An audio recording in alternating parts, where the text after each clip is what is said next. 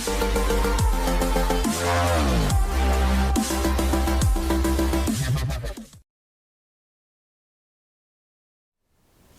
afternoon, Colin here with Techout, and today we're going to be talking about the Galaxy Watch 6 Classic. This is the 6 Classic 47mm and LTE, and I'll explain why I went with that option here in a few minutes. But I picked this up, I pre-ordered it from Samsung right before the pre-orders ended actually, and it wasn't supposed to be here until September 1st. And I actually got it on the 15th of August, so pretty quick shipping there on Samsung's part. Very, very nice watch. I had the Watch 5 Pro before, and the reason I chose to upgrade was just simply because of Samsung's awesome pre-order deals and trade-ins.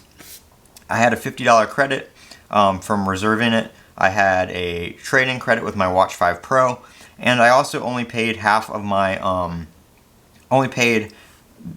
half of the value of the Watch 5 Pro. My carrier had a deal back when I got that you could get it with a line a service line for a watch, which is why I went with the LTE on this one, because I had to keep the line of service to keep receiving the remaining bill credits for my Watch 5 Pro.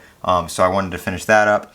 So I went ahead and got another LTE one. This one out of pocket cost me about $160 with the trade-in and the credit.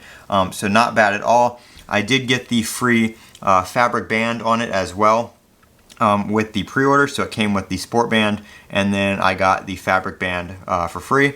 So very nice there. I didn't actually think I would use this band, and then I tried it out and I actually really like it. It's really easy to put on and adjust and all that kind of stuff, and it's really easy to install on the watch now with their new one-touch button there to take the bands on and off. So that is very, very nice. The screen on this watch is very nice.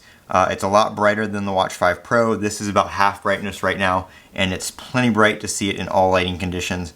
Everything is very smooth. I really like the rotating bezel again.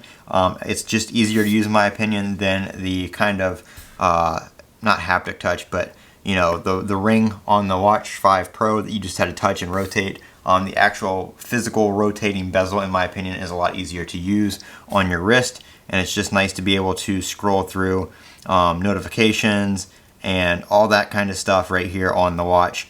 And just easy to see your stuff very quickly.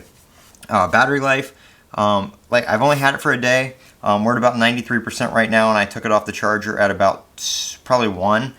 So I would say roughly it uses about 10% every 4 to 5 hours, and that is just with the always on display on and it on your wrist. Hopefully that gets a little bit better, maybe as time goes on and things are optimized, or with a software update. But the battery on this is about 100 milliamp hours smaller than the Watch 5 Pro, so I'm not expecting the same battery life I got with the Watch 5 Pro. The Watch 5 Pro for me was a 2-day watch, and that is wearing it all day, sleeping in it, and then wearing it all day the next day, and then I would probably charge it. This one, if you're going to use it for sleep tracking, I'd recommend topping it off while you're in the shower, and then you can probably get through the day and a night and then top it off again. Charges pretty quickly. I was able to charge it from about 60 to 100% in about 25 to 30 minutes. So if you run it down to about 30-40% during the day, you can probably charge it in about 45 minutes to an hour. So not too bad there. It's very comfortable to wear. It's not too heavy. Like I said, the bezel is very nice. I do have some other accessories and bands coming for it. This is just an initial impression, so I will have a link band and a case for it coming.